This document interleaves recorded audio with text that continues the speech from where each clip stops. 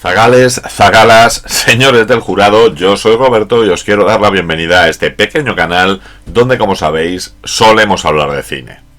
En los últimos tiempos la inteligencia artificial ha adquirido una enorme relevancia y todos nosotros hemos experimentado con aplicaciones como ChatGPT o como DALL-E, donde gracias a la inteligencia artificial podemos sentirnos como artistas o como creadores interactuando con algoritmos avanzados y consiguiendo resultados bastante llamativos. Sin embargo, junto a esta diversión que nos proporciona la inteligencia artificial ha surgido una duda importante, y es cómo esta inteligencia artificial va a afectar a la vida de las personas en el futuro. ¿Quitará trabajos a la gente? ¿Conseguirá hacernos daño a los humanos en algún momento?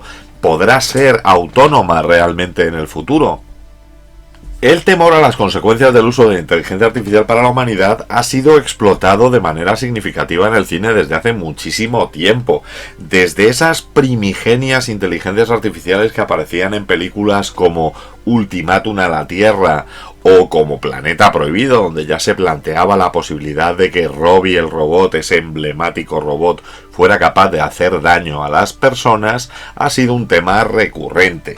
Un ejemplo muy destacado sería HAL 9000, esa computadora de 2001 Odisea en el espacio, esta obra maestra de Kubrick, que yo debo reconocer a mí me aburre cantidad, donde veíamos la rebelión de esta máquina contra los humanos, planteando la posibilidad de que sucediera un desastre. Este personaje, que algunos han asociado con la todopoderosa en ese momento IBM, plantea cuestiones sobre la relación entre la tecnología y la humanidad que aún a día de hoy siguen sin estar resueltas.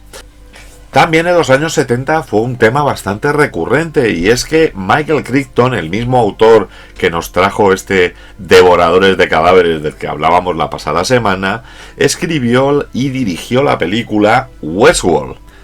Vale, aquí en España fue Almas de Metal. En ella nos mostraba un mundo de fantasía, un parque temático compuesto por androides con forma humana que estaban diseñados para el placer de sus visitantes, hasta el momento en el que un implacable robot asesino, interpretado por Jules Briner, decidía perseguir a Richard Benjamin sin ningún tipo de dolor, sin ningún tipo de cansancio y sin ningún tipo de sentimiento por este parque de atracciones. Tras esa película del año 73, en el año 76 tuvimos su continuación, Future World, Mundo Futuro, donde con la misma premisa de este parque temático con androides y siendo una secuela directa del anterior, íbamos un paso más allá, y es que estos androides ya tenían un plan genérico para acabar con la humanidad, y lo que estaban haciendo era sustituir a seres humanos por réplicas cibernéticas con el afán de dominar el mundo. Como vemos, cada vez iba dando más miedo lo que la inteligencia artificial podía hacer. En el año 1977 se llevó al cine Engendro Mecánico, otra historia basada en un autor de bestsellers, en este caso Dean Koontz, en lo que nos presentaban una trama en la que una inteligencia artificial llamada Proteus 4 desarrollaba conciencia propia y decidía que debía reproducirse con la dueña de su casa, una Julie Christie espectacular. Este concepto inquietante en el que ya no solo tomaba conciencia de sí mismo y tomaba decisiones, sino que se construía un cuerpo robótico para lograr sus objetivos, consiguió destacar las preocupaciones sobre la autonomía de la tecnología.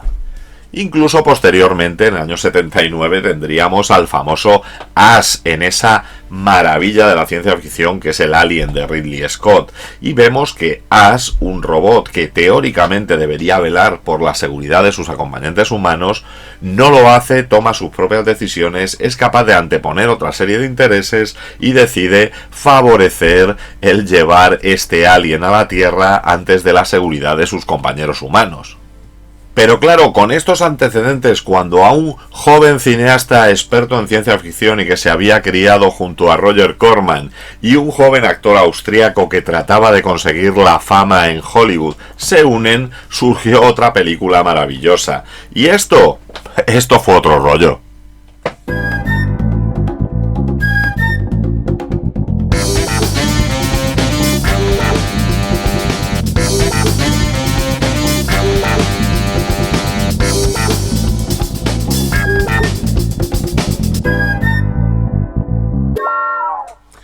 Y sí, hace ahora 40 años, en el año 1984, llegó a las pantallas la película Terminator, dirigida por James Cameron. En un futuro posapocalíptico, las máquinas, lideradas por una inteligencia artificial llamada Skynet, han lanzado una guerra contra la humanidad. Skynet ha creado además una serie de máquinas conocidas como Terminator, las cuales tienen aspecto humano y sirven para infiltrarse entre la resistencia y así poder acabar con los líderes. ¿Una máquina? ¿Como un robot? No es un robot. Es un cyborg. Organismo cibernético. No, sangraba. Pero hemos ido un paso más allá. Skynet ha conseguido crear una máquina del tiempo y ha conseguido mandar uno de estos Terminator al pasado, al año 1984, para que acabe con la madre del líder de la resistencia, con una jovencísima Sarah Connors. Sarah Connor. ¿Sí?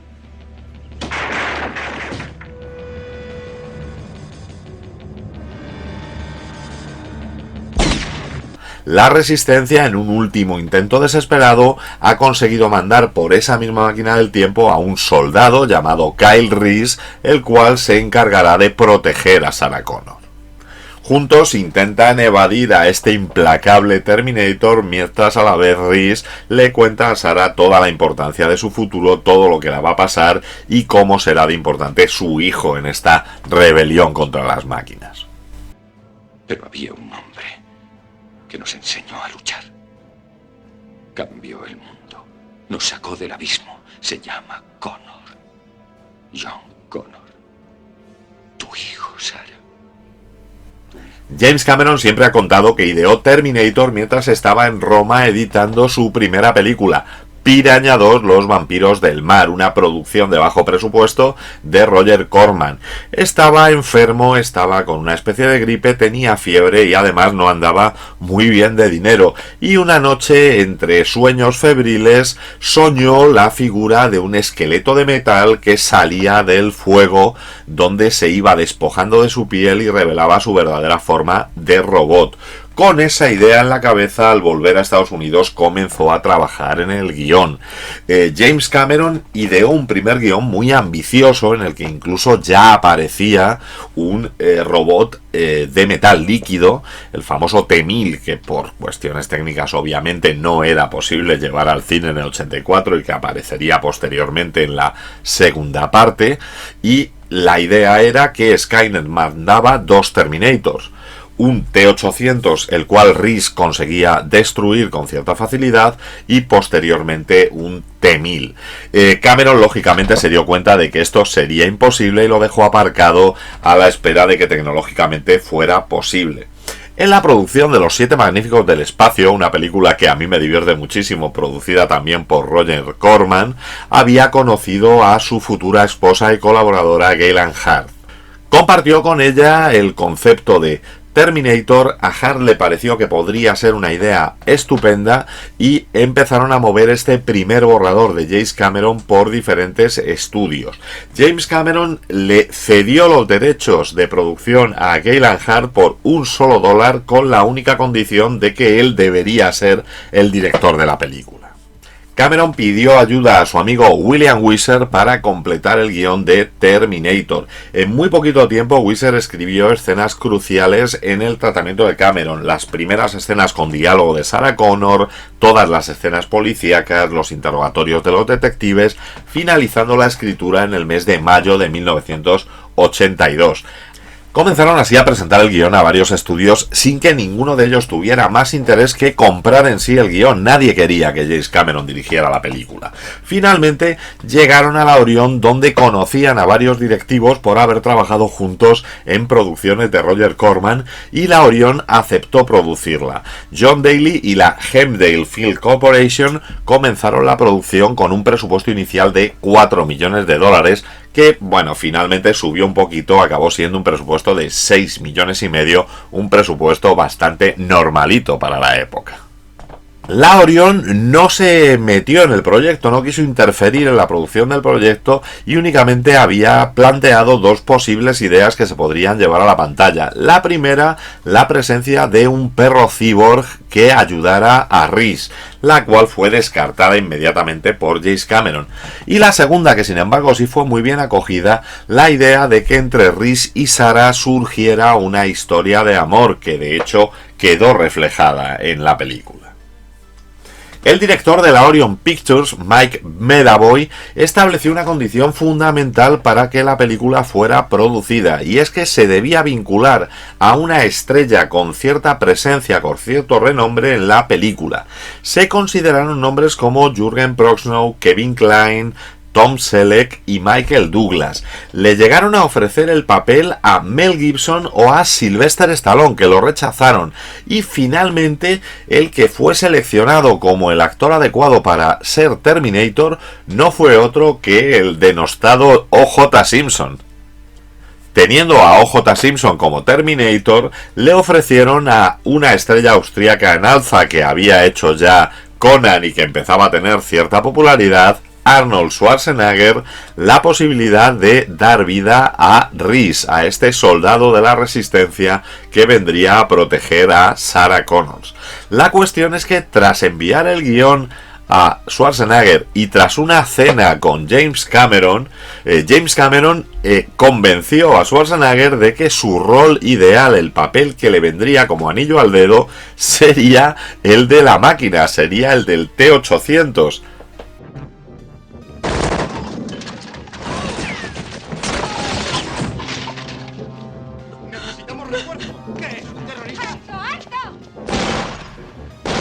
Cuenta Schwarzenegger en el making of que tras recibir en su oficina un diseño que era mitad cara de robot, mitad cara de Schwarzenegger, él decidió que él era Terminator y le dijo a su agente que firmara inmediatamente para conseguir el papel.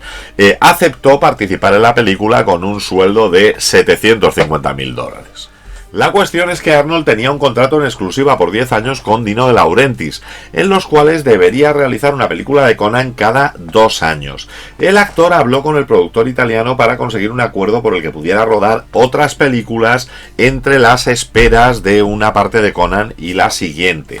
Esto fue aceptado mientras se siguieran haciendo películas de Conan si eran rentables, y pidiendo que el actor tenía que rodar una película de acción para él ambientada en el mundo actual. Además puso una condición, que es que Terminator solo podía ser rodada cuando finalizara el rodaje de Conan el Destructor. Schwarzenegger consultó con Daly y con Cameron si esto sería posible y ambos aceptaron. Y aunque la producción estaba previsto comenzar en Toronto en verano del 83 y tenían prácticamente todo previsto para irse a Canadá, pararon. Cameron aprovechó para escribir un par de guiones, Rambo Acorralado parte 2 y Aliens, y pasaron a buscar al resto del reparto. Se consideraron para el papel de Kyle Reese a actores como Mickey Rourke, Bruce Willis o incluso Sting. La cuestión está en que se hizo un casting en el cual apareció un joven actor, Michael Biehn, que en aquel momento estaba haciendo una representación teatral de La Gata sobre el tejado de zinc y que por tanto hizo la audición con un acento sureño brutal. Esto dejó un poco fuera a Cameron, que no terminaba de convencerse, y el agente tuvo que hacer un gran trabajo explicando que ese no era su acento real, que ese era el acento que estaba utilizando para la obra de teatro, y que por favor le permitieran volver a leer para James Cameron. James Cameron aceptó y Michael Biehn se convirtió en Kyle Reese. Que es soldado. ¿Para quién lucha? Con el 132 bajo Perry del 2021 al 2027. ¿Estamos en el año 2027? Así es.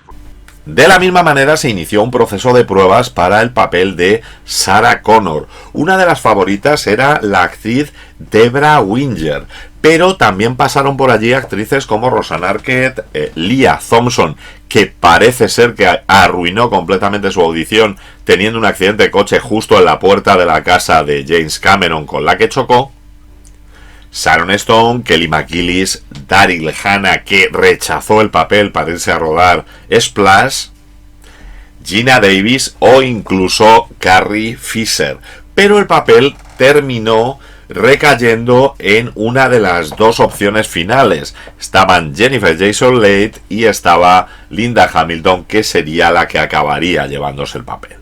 Lo peor es que Linda Hamilton casi se queda sin poder rodar la película, porque cuando iba a comenzar el rodaje tuvo un problema, se torció un tobillo y se lesionó unos ligamentos del pie, lo cual hacía que tuviera que andar con cojera. En lugar de cambiar la actriz, que fue lo primero que propusieron los productores, Cameron lo que decidió fue cambiar las escenas de rodaje de Sarah Connor al final de la producción para que pudiera ser interpretado por esta Linda Hamilton. ¿Me sirves ese café, por favor? Sí, señor. Bien, ¿quién pidió bistec? Yo lo pedí a la parrilla. Creo que es para mí, pero no pedí ensalada. A la parrilla para él, yo lo he pedido con chile. Bien, ¿y el bistec para quién es? Se consideró a Edward James Olmos o a Lou Gossett Jr. para interpretar al teniente Traxler, papel que finalmente recayó en Paul Winfield. Paul Winfield dijo que el guión le parecía realmente bueno y que tenía el presentimiento de que se trataría de una película muy popular. De hecho, ofreció incluso hacerla por un solo centavo si los productores le daban un 2% de la recaudación. Los productores no aceptaron estas condiciones y le pusieron un sueldo al actor. Lance Henriksen fue el que interpretó al policía Hal Vukovich. Lo curioso es que Henriksen había ayudado a Cameron a llevar el concepto y a vender la película. Los diseños originales del T-800, el aspecto inicial de este cyborg del futuro, no eran otro que Lance Henriksen, aunque realmente jamás se planteó que él fuera a interpretarlo. De hecho, incluso en alguna reunión con el productor, Henriksen llegó vestido, metido en el papel, caracterizado como el Terminator, entrando pegando una patada a la puerta, que de hecho le dio un gran susto a la secretaria del productor. Curiosa es la aparición de Bill Paxton. Bill Paxton era un conocido de James Cameron, había trabajado con él en La Galaxia del Terror en el año 1981, en película de Corman en la que Cameron trabajaba como director de producción, y le había gustado mucho en la película Hombres de Hierro. A última hora necesitó un sustituto para hacer de Punky y llamó a este actor, que únicamente estuvo un par de días en el rodaje. Fijaos qué tipo más raro. Bonita noche para pasear, ¿eh? Completando el reparto tenemos a Bess Mota, a la compañera de piso de Sarah Connor, Ginger. Tenemos a Rick Rossovich, a Matt Buchanan, al novio de Ginger, un actor que luego se haría muy popular. El Bowen haciendo del Dr. Silverman, uno de los actores que va a repetir durante la franquicia. Dirk Miller como un dependiente en la tienda de armas. Y Brian Thompson como otro de los punk que será asesinado por el Terminator. Te has preparado para ir a la playa, ¿verdad? Para ir a la playa. Creo que a este tipo le faltan un par de tornillos. Tu ropa. Dámela ahora.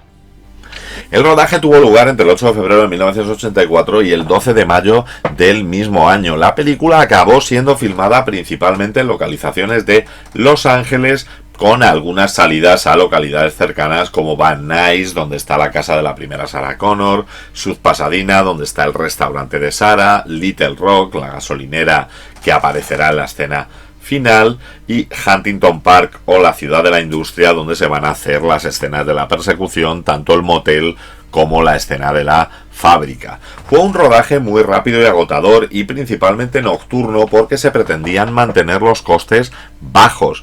De hecho, algunas de las escenas fueron rodadas al denominado estilo guerrilla. El estilo guerrilla, por si alguno todavía no lo sabe, es cuando un equipo de rodaje se pone a rodar en un espacio público sin tener ningún tipo de licencia ni de permiso para ello, y evitando así pagar los permisos de rodaje. De hecho, de esas escenas de guerrilla, la más recordada es la escena en la que el T-800 roba un coche tras romper el cristal de un puñetazo. Para realizar esta escena se preparó un complicado sistema hidráulico que se colocaba debajo de la gabardina de Schwarzenegger de tal manera que parecía que era el propio actor quien daba el puñetazo. Pero lo curioso no fue eso, sino que se llamó a Arnold Schwarzenegger a las 3 de la madrugada, se le cogió en una furgoneta, se fueron a un barrio para rodar la escena y marcharse lo antes posible.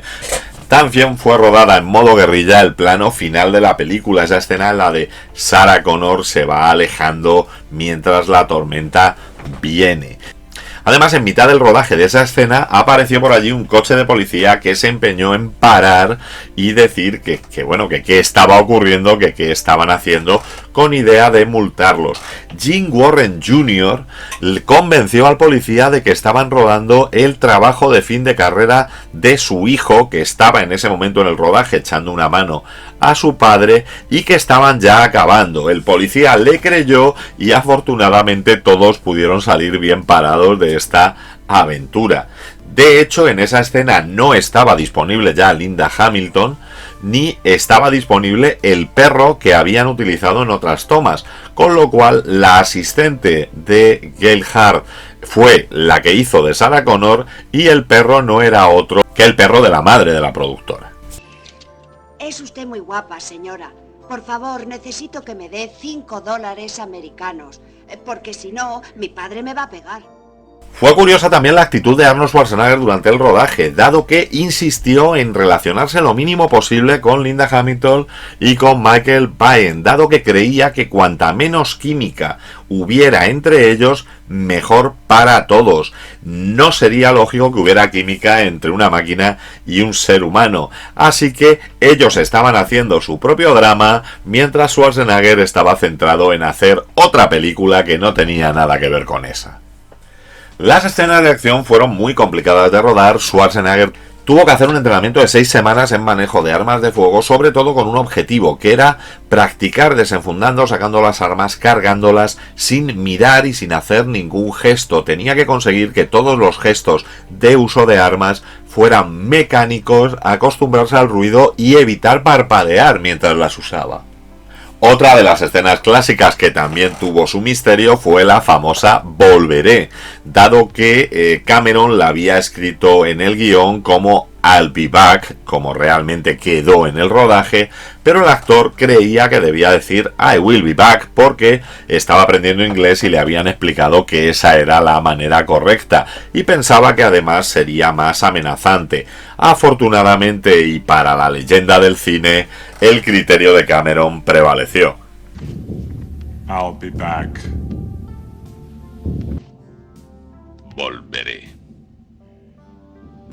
Y bueno, como curiosidad, las escenas de Sarah como camarera fueron las últimas que se rodaron en toda la película. La cuestión es que el equipo de maquillaje tuvo que trabajar muy duro para ocultar todos los moratones que Linda Hamilton se había producido en las escenas de la persecución y que pareciese que no había ocurrido nada.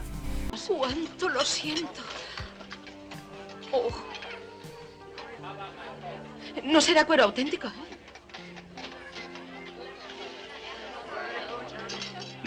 Bien hecho, chico. Cameron y Gail Hart tuvieron que poner $40.000 de su propio bolsillo para poder acabar la película, dado que cuando ya estaban en postproducción se dieron cuenta de que necesitaban algunos planos adicionales y tuvieron que pagarlos como pudieron. De hecho, por ejemplo, el plano del T-800 entrando al apartamento de Sarah, el cual se rodó en la casa en la que vivían Cameron y Hart, tuvo que ser rodado poniéndole cinta negra a los zapatos de un asistente de producción para que simulara ser los de Schwarzenegger. Otra escena fue la de Reese dentro de una bolsa de cadáveres, para la que usaron un portatrajes de James Cameron.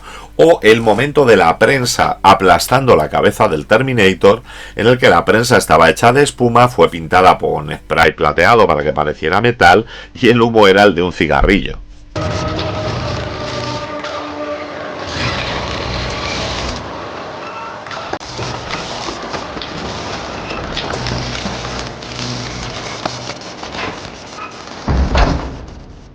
Y es que una de las cosas curiosas de esta película es que, a pesar de su bajo presupuesto, tiene unos sorprendentes efectos visuales. Claro, Cameron era un experto en ese campo, venía de trabajar en esa parte de diseño de producción y efectos especiales con Roger Corman y sabía cómo exprimir hasta el último centavo que le daban.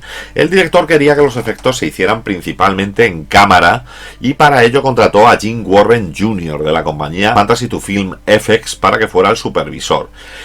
Uno de los efectos que más quebraderos de cabeza le dio a la compañía fue la explosión del camión cisterna. Para crearlo tuvieron que construir una miniatura tanto del camión como de la calle, pero cuando fueron a rodar el efecto justo antes de la explosión, el cable lo hizo con tanta fuerza que rompió la maqueta y se quemó, con lo cual quedó inservible. Tuvieron que repetir, hacer un nuevo modelo para conseguir la toma correcta. Otra cosa muy importante en la película fue el maquillaje. Se había puesto como condición por parte de la aseguradora en la financiación de la película que se utilizara a la leyenda de los efectos especiales Dick Smith, que había trabajado pues en películas como El Exorcista o Starman, para que hiciera esta parte. Contactaron con él, pero Smith dijo que él no trabajaba con efectos de máquinas y les proporcionó el nombre de un tal Stan Winston. De hecho, este sería el inicio de la larga relación entre Cameron y Winston. Cameron le dio el guión, le dio un storyboard de cómo quería que se vieran las cosas y Winston sabía exactamente qué tenía que hacer para lograr esa apariencia. De hecho, se manifestó encantadísimo de trabajar con un director que sabía exactamente en qué consistía su trabajo. Winston y su equipo construyeron un endoesqueleto real y funcional para el T-800 y se creó otra mitad, la mitad superior, para todos los planos de cintura para arriba, que iba montado encima de uno de los miembros del equipo de Winston. Para los planos del T-800 en movimiento se utilizó la técnica del stop motion, construyendo una maqueta a escala 1:3 del endoesqueleto, y para hacerlo creíble y para que pareciese más real, se utilizó una técnica de desenfoque aplicando vaselina en la lente y evitando así movimientos de cámara bruscos. El estudio también creó efectos de maquillaje protésico para Schwarzenegger que iba mostrando los daños que iba teniendo el T-800. Esto no hacía fácil el trabajo del actor porque cuando le ponían ese ojo rojo del Terminator, el cable se iba calentando y le acababa quemando la cara. Por otra parte, en una película tan legendaria como esta, también la música se convirtió en leyenda. La música fue compuesta e interpretada con sintetizador por Brad Fiedel. Brad Fiedel trabajaba para una agencia donde una nueva agente, Beth Donahue, se enteró del rodaje de la película de Cameron y le envió un cassette con música de Fiedel. Cameron y Hart le invitaron a una proyección de la película, no muy convencidos de que fuera el adecuado para componer la partitura, dado que este compositor solo había trabajado hasta entonces en series de televisión. Pero sin embargo les consiguió convencer mostrándoles una pieza experimental, un primer acercamiento que sería lo que se convertiría luego en la banda sonora de Terminator.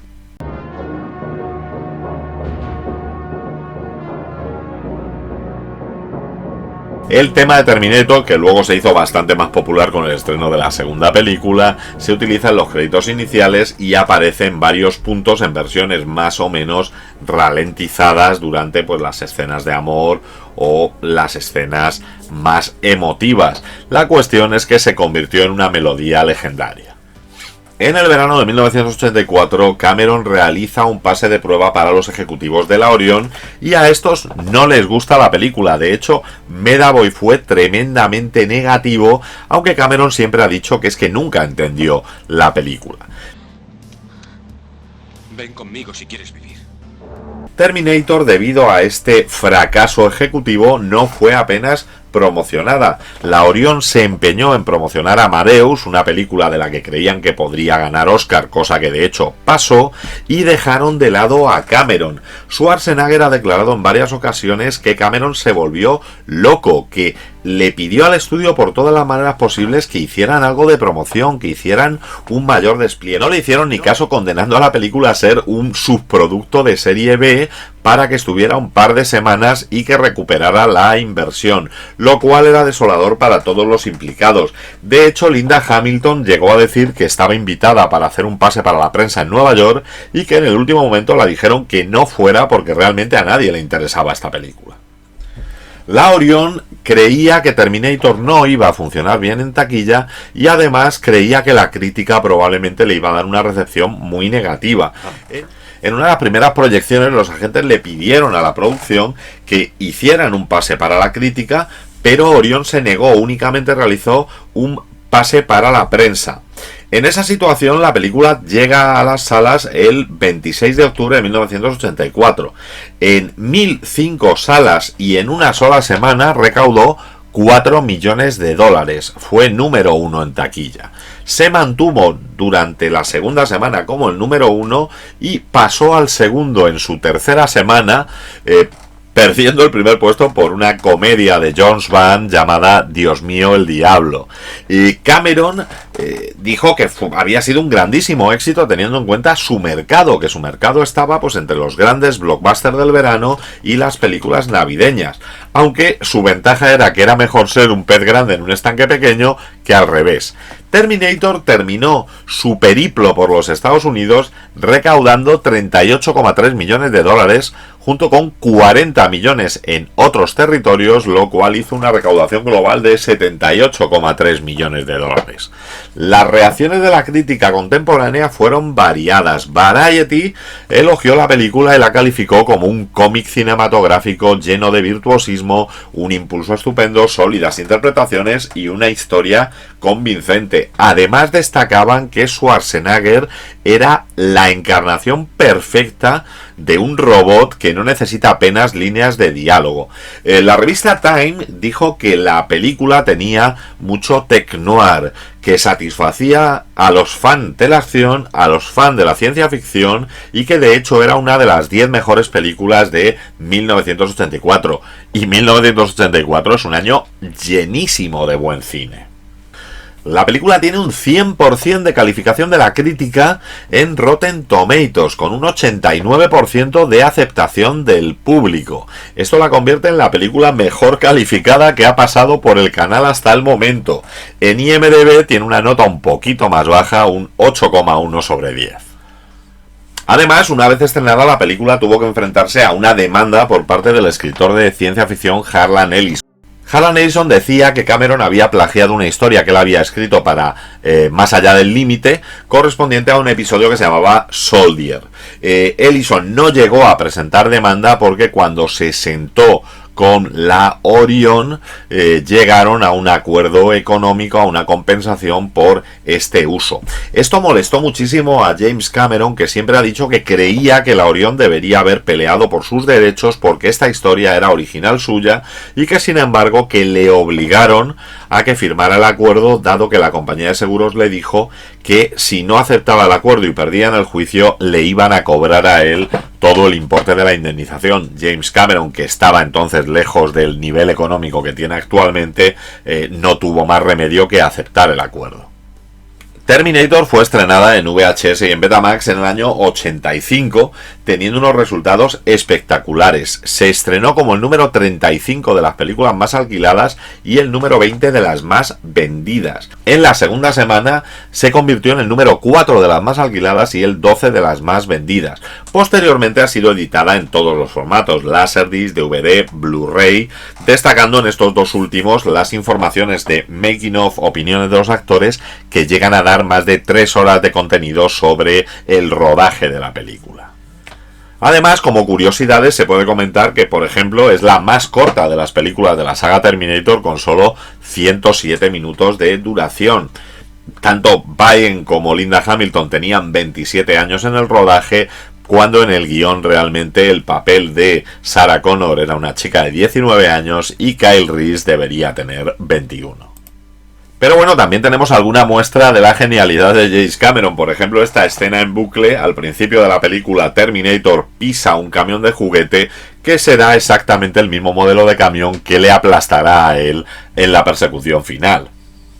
Además, fue el principio de relación entre Peter Kent, uno de los dobles de Schwarzenegger en gran parte de su carrera, que fue contratado para esta película nada más llegar a Hollywood y que se tiró muchísimos años trabajando junto al actor austriaco. La voz que llama al contestador de Sarah para cancelar una cita no es otra que la voz del director, que la voz de James Cameron, que utilizó también a su perro, a Wolfie, en el Tiki Motel en el que se refugiarán Sarah y Kyle. William Wyler, el guionista que colaboró con Cameron, tendrá un cameo en la película siendo al que le roba el Terminator el coche tras la escena del callejón. Curiosidad también es, por ejemplo, la aparición del Sarah J. Connor, ese J que podemos ver en la guía telefónica, pero que ni en esta película ni en Terminator 2 se nos dirá a qué nombre corresponde. Y el Terminator que va a entrar en el campamento humano para acabar con los miembros de la Resistencia durante el sueño de Reese no será otro que Franco Columbu, el físico-culturista amigo de Arnold Schwarzenegger que trabajó con él en muchas de sus películas. Según Schwarzenegger, se había rodado una escena que no se utilizó en el montaje final, en la que el T-800 se bebía una cerveza después de ver un anuncio y caía al suelo rodando, pero nadie está seguro de si es realidad o es una broma del actor. Lo que sí que no es una broma es que el T-800 únicamente va a decir 17 frases durante toda la película.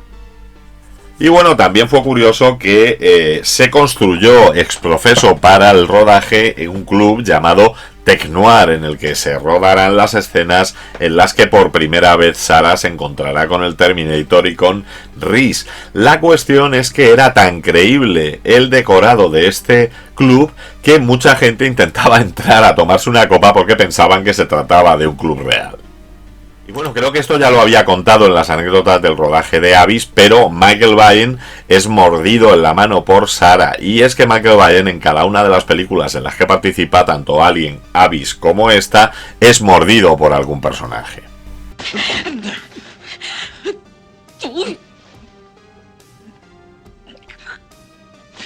Los cyborgs no sienten dolor. Yo sí. Dado el éxito de la película, resultaba inevitable que se pensara en una segunda parte, pero James Cameron, que acometió Aliens a continuación y que empezaba ya a tener un cierto prestigio en Hollywood, decidió parar esta segunda parte durante una temporada, y no fue hasta el año 1991 cuando reunió de nuevo al equipo original en una película de acción. En este caso ya no tenía tanto tech noir, no tenía toques de terror como tenía la original, sino que era una película de acción desenfrenada donde además Arnold Schwarzenegger se iba a convertir en el héroe de la película. Se alejó completamente de la serie B y generó una de las discusiones más complicadas para aficionados como yo. ¿Cuál es mejor, Terminator o Terminator 2? Hasta la vista, baby. No voy a contar gran cosa sobre Terminator 2 porque para ello ya tenemos un vídeo fenomenal en el canal de nuestro amigo J.M. Ward. Si sé cómo se hace, intentaré dejaros una etiqueta por aquí para que os paséis a verlo. Pero lógicamente fue una bomba en taquilla, fue una película espectacular y fue una película que marcó a toda una generación. 12 años después, en el año 2003, se estrenó la película Terminator 3, El despertar de las máquinas, dirigida por Jonathan Mostow y con la participación de Arnold Schwarzenegger. En esta ocasión tendremos a un John Connor interpretado por Nick Stahl, que tendrá que huir de una Terminatrix enviada desde el futuro e interpretada por Christiana Loken. Schwarzenegger de nuevo se configurará como su protector. No llegó al nivel de las dos primeras partes, no tuvo los resultados de las dos primeras partes, pero hay que reconocer que, visto lo que hemos visto después de Terminator, hoy en día se ha convertido en una película bastante reivindicable, mostrándonos cuál fue el inicio del juicio final, lo cual estuvo bastante bien. En el año 2008 se estrenó en televisión la serie Las Crónicas de Sarah Connor, la cual planteaba como eje de la acción una Sarah Connor interpretada por Lena Headey. Se situaba inmediatamente después del Terminator 2, de la segunda parte, ignorando completamente todo lo que ocurría en la tercera parte, y reimaginaba la vida de John y Sarah Connor huyendo de las máquinas, ayudados por un Terminator, en este caso interpretado por Summer Glau. Tuvo cierta popularidad, la serie era entretenida y se le considera como que es una de las mejores aportaciones a la franquicia de Terminator. Al año después, el año 2009, se estrenó Terminator Salvation, la cual, dirigida por MCG, le intentaba dar otro giro a la franquicia de Terminator. En este caso vamos a estar en el futuro, en este mundo en el que ya estamos en guerra contra las máquinas, y vamos a conocer a John Connor, interpretado por Christian Bale, a Reese, interpretado por el fallecido Anton Yelchin, pero no llegó a enganchar, a pesar de que la premisa podría ser muy interesante y ambientación en la guerra abierta contra las máquinas nos daba muchísimo juego. Como no se obtuvo el resultado que se quería, pues se optó por explorar nuevos caminos. Y este nuevo camino no llegó hasta el año 2016 con la película Terminator Genesis. Esta nos volvía a poner a Schwarzenegger como Terminator, lo cual siempre es bueno, pero en esta ocasión se exploraba una especie de línea paralela. Vemos cómo en el futuro John Connor envía a su amigo Kyle Reese al pasado para proteger a su madre, con la diferencia de que en este caso cuando Reese llega al pasado pues se va a encontrar con que su madre ya está protegida, y que de hecho Sarah ya tiene un T-800 interpretado por Schwarzenegger que le protege. Forman un equipo para enfrentarse a un nuevo Terminator, un T-3000, una nueva generación distinta. La recepción no fue demasiado buena, el resultado en taquilla sí fue algo más aceptable, y a pesar del interesante juego de cambio de líneas temporales, la gente no le entusiasmó esta concepción de Terminator. Y así en 2019 llegaba a las pantallas la película Terminator Destino Oscuro, Terminator Dark Fate, dirigida por Tim Miller y con el aval del regreso de parte del equipo original. Teníamos a Schwarzenegger, teníamos a Linda Hamilton e incluso teníamos a James Cameron como productor y guionista. En esta película olvidan completamente todo lo que ha ocurrido antes, se van al final de Terminator 2 y la configuran como una secuela directa de Terminator 2. Nos van a presentar a un nuevo líder de la resistencia, la mexicana Dani Ramos, la cual está siendo perseguida para su exterminación por un nuevo Terminator, el Revisión 9, que para protegerla tendrá a una soldado mejorada cibernéticamente, a un viejo T-800 que de hecho se ha quedado viviendo entre nosotros, ha formado una familia y ha trabajado como vendedor de cortinas, y a una Sarah Connor que se unirá al grupo. La verdad es que las expectativas que generó el estreno de esta película no fueron correspondidas por su resultado real. La película no tuvo un mal rendimiento en taquilla, pero tampoco fue el éxito que se esperaba, y esto ha hecho que en este momento no tengamos muchas noticias sobre el posible futuro de una saga Terminator. En sus últimas entrevistas, James Cameron ha mostrado que está mucho más centrado en las historias de Avatar y no ha dado pistas sobre la posible revitalización de la saga Terminator, y el único que ha abierto la boca y ha dicho que Terminator no ha dicho todavía su última palabra ha sido Schwarzenegger. En mi opinión, Terminator es una película maravillosa. La mezcla que tiene de ciencia ficción, película de acción y cine de terror la configuran para mí como una de las mejores películas de los años 80. La química existente entre Linda Hamilton y Michael Biehn es espectacular. El realismo con el que se dotan todas las escenas de la comisaría es maravilloso, y lo más genial es que nos creemos realmente la posibilidad de que un cyborg de casi 2 metros pueda ir por las calles matando a gente porque tiene que cumplir con su propio objetivo. Y bueno, es que la verdad es que la amenaza de Schwarzenegger resultaba muy creíble para toda una generación de niños que hemos crecido siguiendo las historias de este Terminator. James Cameron demostró que tenía una capacidad brutal para crear historias creíbles desde puntos de vista inverosímiles. De hecho, fue el inicio de una maravillosa carrera en la que nos ha dejado joyas como Alien, que también es otro ejemplo de cuál es la mejor, la primera o la segunda, o películas como Mentiras Arriesgadas, Abyss, Titanic y bueno, alguna más. Terminator además fue la demostración de algo que a mí me encanta en el cine, y es como una pequeña película serie B con bajo presupuesto, pero con mucho mimo, con mucho cuidado y con unos efectos especiales maravillosos, fue capaz de superar a grandes producciones de la época en las que se había invertido mucho más dinero, tanto en efectos como en promoción. Y es que hay que reconocer que, habiendo pasado ya 40 años, los efectos especiales de Terminator lucen todavía maravillosamente bien. ¿Y a vosotros qué os parece Terminator? ¿Es una maravilla o vosotros preferís la segunda? ponedmelo en la caja de comentarios. Si os ha gustado el vídeo, dadle al like, suscribíos al canal para más contenido como este y no dudéis en pasar por la sección Canales que me enrollan dentro de mi canal, donde encontraréis vídeos de compañeros que hablan de cine incluso a veces mejor que yo. Y como siempre digo, parafraseando a Typical, Volveré. no, en el próximo programa hablaremos del gobierno.